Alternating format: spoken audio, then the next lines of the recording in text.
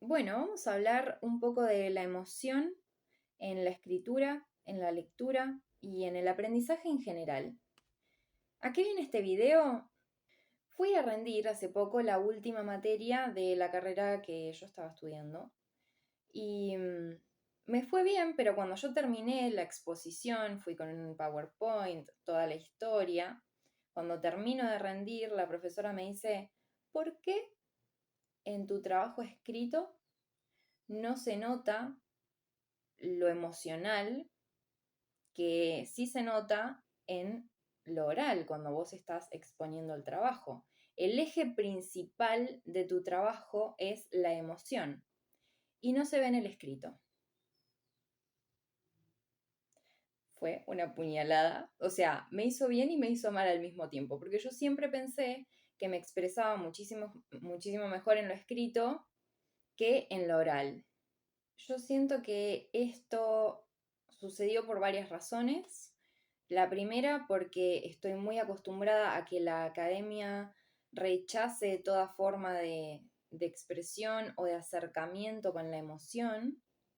No sé, por ejemplo, que todos los trabajos se tengan que escribir en tercera persona y que no se pueda usar la primera, ya te marca, te baja una línea de cómo se tiene que hablar en el ámbito académico y cómo te tenés que expresar en el ámbito académico, qué cosas tienen lugar y qué cosas no.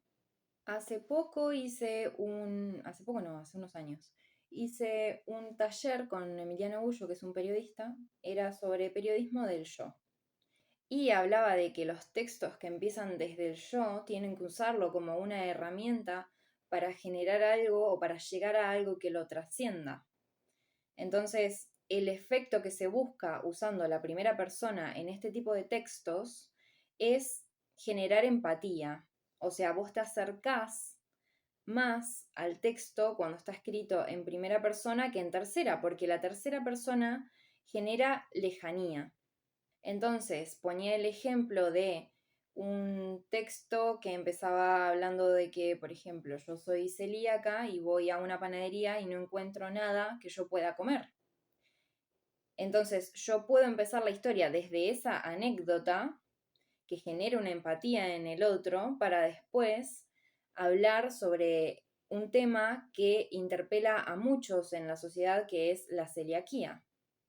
Pero como sabemos, en los ámbitos académicos, el trabajo con el yo y el trabajo con la autoficción o la primera persona no son muy bien recibidos. Siempre se consideró un género menor, la autobiografía, el diario, esto ya lo hemos hablado. Y yo siempre tuve un conflicto con eso. Por eso siempre me costó muchísimo más, porque yo aprendo a través de la emoción, no sé aprender de otra manera. Yo si el contenido no pasa por mí y yo puedo llevarlo a mi contexto y ejemplificarlo con algo que yo pueda ver y que pueda atravesarme, yo me lo olvido al otro día. O sea, no hay manera de que eso me quede. O sea, tengo que obligarme y sentarme y aprendérmelo de memoria, pero tampoco siento que sirva. Entonces, esto es algo que me remarcaron en el primer final que yo rendí de la carrera, que me felicitaron porque había sido un final muy emotivo, esas fueron las palabras que usaron, un final muy emotivo, porque yo había atravesado los contenidos desde una mirada muy personal. Y me pasó también en el último final, pero en el sentido contrario, porque yo quería que me vaya bien. Yo estaba aterrada por no aprobar ese final, o sea, yo necesitaba aprobarlo y recibirme. Ese era mi objetivo. Entonces yo dije, bueno, ok, voy a dejar de lado mi forma de hacer las cosas y voy a ajustarme a las formas que siempre funcionaron en la academia. Entonces yo dejé de lado la emoción en el trabajo escrito justamente por eso, porque tenía miedo de que me lo desaprueben. Y en el trabajo oral, a mí me pasa que en la expresión así, se termina colando siempre la emoción, porque es como mi expresión más auténtica. Yo no estoy pensando 90 horas qué palabra voy a decir para hablar, o sea, simplemente hablo y esas cosas salen y esas cosas se transmiten. Entonces, en la exposición se coló lo emocional y la profesora me preguntó por qué esto no está en el trabajo escrito. Y yo me quedé como, tenés razón, ¿sabes que tenés razón? Entonces me dijo que sea fiel a lo que yo siento, a lo que yo sé hacer, porque ese era el eje principal de mi trabajo y que ese eje es hermoso también, que es una carrera con profesores muy amorosos también y que siempre se le dio espacio a aprender desde lo vincular y a aprender siempre desde la relación emocional con los espacios, con los contextos, con las personas. Me parece que el aprendizaje en esa línea siempre fue muy claro. Yo lo malinterpreté porque estaba muy asustada. Esto de creer que la emoción en la escritura es menos importante que cualquier otra cosa, no solamente me pasa a mí, le pasa a Alejandra Pizarnik, le pasa a Silvia Plath, que lo hemos trabajado acá en el canal, de cómo ellas le bajan el precio constantemente a lo que hacen y a lo que escriben, porque siempre está atravesado por la emoción y ellas dicen, quiero escribir sobre cosas reales. Silvia, sobre todo, tiene una obsesión muy grande con ese tema. Yo siento que Alejandra acepta un poco más su forma de ver las cosas. Ahora vamos a leer una cita de Alejandra. Pero me parece que Silvia estaba muy atormentada por esto de tener que escribir algo real, como si lo que pasara en su interior no lo fuera. Y me parece que tiene que ver también con esto de que Silvia siempre quiso adaptarse a la academia. Silvia era una académica, le gustaba mucho la facultad. Alejandra, por el contrario, le daba igual. O sea, ella era muy auténtica y hacía lo que se le daba la gana. Entonces, como que siempre exploró más libremente, siento, esos lugares sin tanta culpa, pero siento que en Silvia se ve muchísimo este tormento por adaptarse a a las formas que se le exigía en su momento a la escritura y que siento que hoy también se siguen exigiendo de alguna manera. Cuando volví de haber rendido, me acordé de que yo ya había escrito sobre esto en un momento hace como 5 años atrás. Empecé a escribir mucho ensayo. Uno de mis libros fundantes fue un libro de María Negroni. ¿Cómo es que se llama? Bueno, no me acuerdo, lo voy a dejar por acá. Ah, Pequeño Mundo Ilustrado se llama. Ya voy a hacer un video sobre ese libro, porque fue un libro, una lectura que me cambió muchísimo la forma de ver la literatura, me gustó un montón. Y después de leer ese libro escribí muchos ensayos, y escribí ensayos sobre todo sobre poesía. Y me acordé de esto que hice, que se llama ¿Cómo escribir un ensayo? Ese es el título. Y tiene 5 puntos. El primero, partir siempre de una emoción. 2. Esquematizar el sentimiento en el espacio. Hay una diferencia entre emoción y sentimiento también. Esto lo aprendí cuando estudié psicología, porque también estudié 2 años de psicología, porque la niña muy inquieta. Y ahí en esos 2 años de psicología vimos la diferencia entre emoción y sentimiento. Yo pensé que eran lo mismo, bueno, no lo son. La emoción es como la acción primaria que vos sentís cuando te pasa algo. O sea, es como vos estás percibiendo el mundo en una primera instancia. Entonces, las emociones son las que aparecen en la película intensamente. Tipo ira, asco, alegría, tristeza. Esas son las emociones primarias que nosotros sentimos. Y que van acompañadas más de reacciones físicas del cuerpo que de un procesamiento mental racionalizado. Los sentimientos, en cambio, ya están atravesados por el lenguaje. Es una segunda instancia la del sentimiento. La emoción puede durar unos segundos, en cambio, el sentimiento puede durar años. El sentimiento es la interpretación consciente de lo que acaba de pasar, o sea, de lo que acabas de sentir en la emoción, ¿no? O eso fue lo que entendí yo, perdón, si hay psicólogos en la sala. Pueden dejar un comentario explicando bien si hay algún psicólogo acá. Y después, 3, analizar toda posible relación emocional que pueda tener con todo lo que me rodea en ese espacio. 4, desvariar. Muy importante, entre comillas. 5, ajustar formalmente las emociones al lenguaje. Esa es mi guía básica para escribir un ensayo y esa es mi guía básica para relacionarme con la vida. O sea, siento que es muy auténtico esto y que lo escribí con una lucidez que me acompaña y que me sigue acompañando a lo largo de los años y que a veces pierdo por tratar de adaptarme. Y esto me lleva a una cita de Alejandra. No sé si escucharon la entrevista que le hizo Gaby Borrelli a esta poeta española, Luna Miguel, en Futurock. La pueden buscar así. O la voy a dejar en la descripción. Voy a ver si ahora me deja poner textos, link a textos y link a charlas y eso de YouTube. Porque antes no me dejaba y ahora como que me va desbloqueando funciones a medida que voy avanzando en YouTube. Como que se me van desbloqueando funciones. Así que voy a probar a ver si los puedo dejar ahí. Luna, en esa entrevista que le hace Gaby, habla sobre su último libro que se llama Leer Mata, donde ella habla de la lectura, del trabajo de la lectura. Y habla mucho de los diarios de escritores. ¿Qué pasa con los diarios de escritores, de escritoras mujeres? Que todas sus teorías sobre la lectura están en sus diarios, como esta que vamos a leer ahora de Alejandra, donde ella analiza un poema de Cernuda. Pareciera que lo poético no fuera un salto de dentro hacia afuera, sino al revés. Y esto se lo critica, ya lo empieza matándolo. Por ejemplo, el poeta mira la luna, la ve eterna en su virginal belleza. Y la describe en el poema como la observadora inmortal bajo cuya mirada los hombres efímeros nacen y mueren. Algunas imágenes apelan a la historia. Ahora bien, todo esto es tarea externa. Sé que estoy errada, dice Alejandra. Sé que estoy errada. Pero prefiero que cada uno escriba sobre su propia luna, sobre su noche.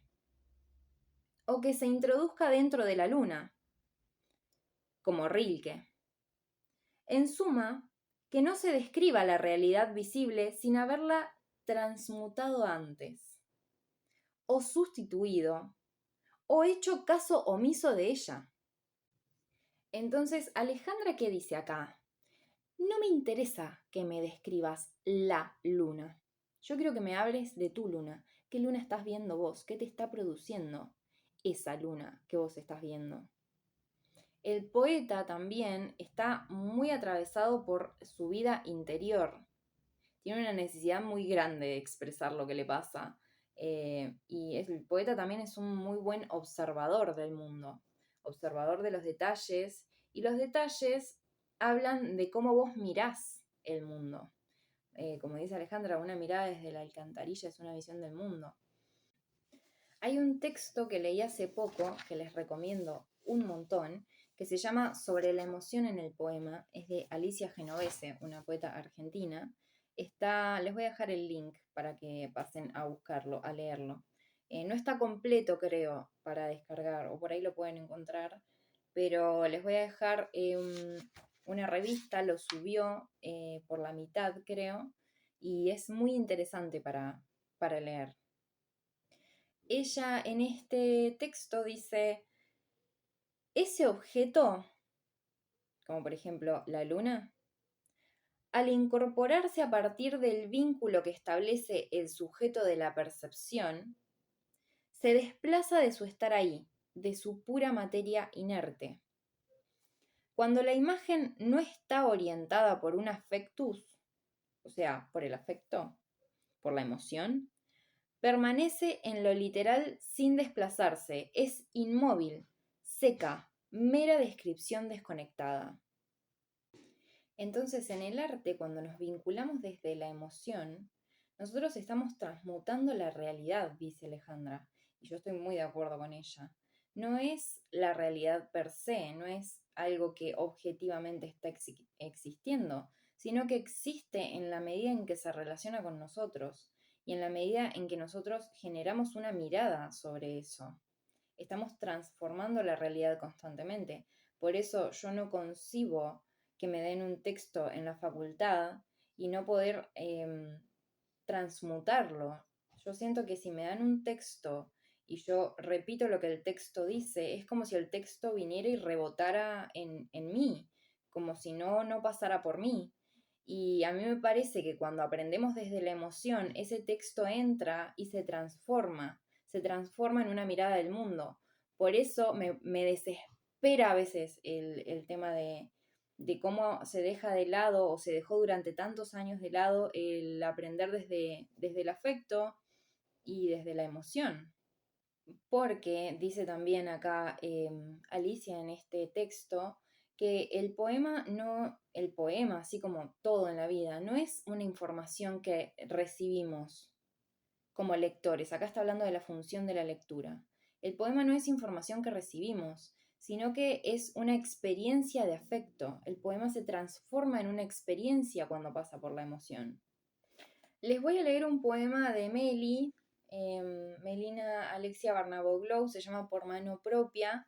Este lo pueden buscar en la editorial Caleta Olivia, aparece así en Instagram, Caleta Olivia, lo piden y se lo mandan, y se los mandan. Este poema se llama Fábula sobre mis manos. Lo voy a usar para ejemplificar esto de lo que les hablo. Pidiendo mi boleto de colectivo una mañana cualquiera, lo noté. Mis manos ya no son infantiles. No es su tamaño lo que ha cambiado, no tan considerablemente, sino más bien su comportamiento. No sudan ante la proximidad de cualquier contacto, no se extienden en busca del sol o de mi madre. No se encuentran con migas ni lapiceras explotadas en los bolsillos. Ahora son veloces y certeras, como el repique de una máquina de coser, automáticas sus decisiones. Ya no es el amor lo que las mueve. En este poema, Melina nos está trayendo una... En este poema, Melina nos está trayendo una experiencia de afecto.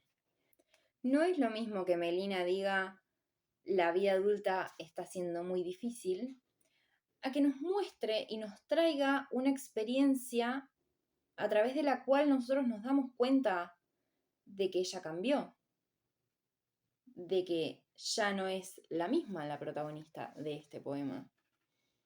Nosotros acá tenemos una muestra de lo que es ese cambio, de lo que es esa nueva relación con el mundo. Esas manos que antes sudaban ante la proximidad de cualquier contacto, que se extendían en busca del sol o de su madre, que se encontraban con migas o lapiceras explotadas en los bolsillos, ya no lo hacen más. Ahora son veloces y certeras. Ahora son automáticas las decisiones que toman esas manos. Son unas manos de adulta. Esa es la experiencia de la adultez que nos trae esta poeta.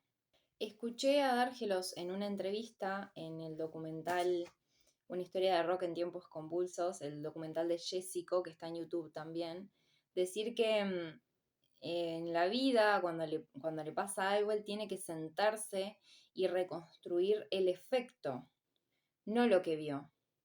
Es la misma línea que venimos trabajando hasta este momento. Melina lo que hace en este poema es reconstruir no algo que ve, sino el efecto que eso produce en ella. Cómo cambia el comportamiento de las manos. No es que las manos simplemente son más grandes a la vista, sino que su comportamiento es diferente y el efecto que genera en ella no ver esos mismos comportamientos. Se suele pensar también que la emoción es un obstáculo para escribir y para crear sentido, así como cuando hablamos desde la experiencia propia. Se suele decir que es un obstáculo contra la imaginación. Hay un montón de prejuicios en torno a eso. Y me parece que la emoción siempre es ese canal invisible por el que nosotros tenemos que movernos. Es como si fuera un mapa que se nos va presentando a través de nuestros intereses. Yo siento que si vos querés escribir un texto o si querés atravesar una lectura, podés hacerlo como si fuera atravesando una habitación oscura, que si lo haces desde la emoción vas a llegar al otro lado. Alicia dice en este texto que es una fuerza que lo impulsa hacia adelante y que el lenguaje son los rieles por los que se puede expresar y se puede conducir esa emoción. Entonces no hay una disociación tampoco que se haga entre el mundo del pensamiento y el mundo de la emoción. Están unidos, son parte de una misma cosa, no podemos disociarlos. Porque la emoción genera también movimiento. Siento que si todos nos relacionamos desde el lugar del pensamiento, es como si estuviéramos sentados en ronda mirándonos las caras así. La emoción para mí es lo que genera el movimiento, es lo que activa la charla, lo que me impulsa a ser curiosa, lo que me impulsa a preguntarte cómo estás, a querer saber, a... Todo es para mí la base de la vida.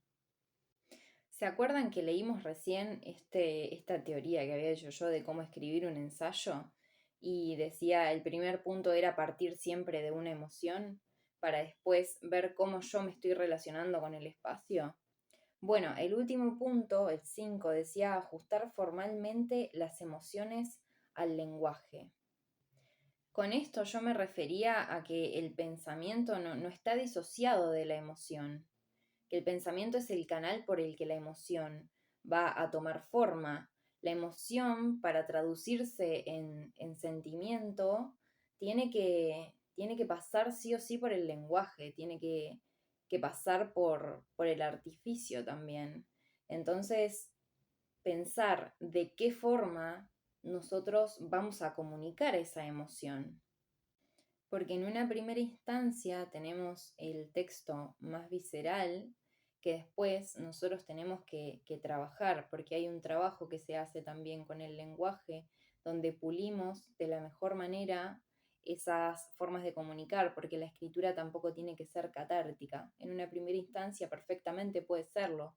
Ahora, cuando nosotros pensamos en publicar o en compartir lo que hacemos, la tarea del lenguaje es otra. Tenemos que pensar en cómo ese texto funciona mejor. Pero si vos partiste de una emoción, eso se va a ver reflejado, porque es la esencia de lo que vos escribiste. Está esa fuerza centrífuga que existe dentro de tu texto, se va a transmitir. Además de que tenés mil recursos para apoyarte, para poder transmitir esa emoción. Eso es lo bello del lenguaje, que tenés un montón de cosas para explorar y para sacar la mejor versión de ese texto. Bueno, nada, quería que quede un registro de esto. No quiero olvidarme de cuáles son mis ideas y las ideas que siempre defendí. Fue muy chocante cuando la profesora me dijo, ¿por qué esto no aparece en tu texto? Como que sentí que me traicioné un poquito ahí y no quiero que me vuelva a pasar. Em, Son cosas que pienso hace un montón y que se ven reflejadas en mis diarios y en mis lecturas también, y en la forma en la que leo y en la forma en la que escribo y en la forma en la que me expreso, en la forma en la que pienso. Todo está atravesado por la emoción para mí. Soy una persona muy emocional y no quiero perder eso, me parece que es una fortaleza. Y siempre lo defendí en los diarios de Alejandra, en los diarios de Silvia, en la escritura en general. Y no quiero perderlo, y quiero valorarlo. Así que este video es para eso. Les mando un beso.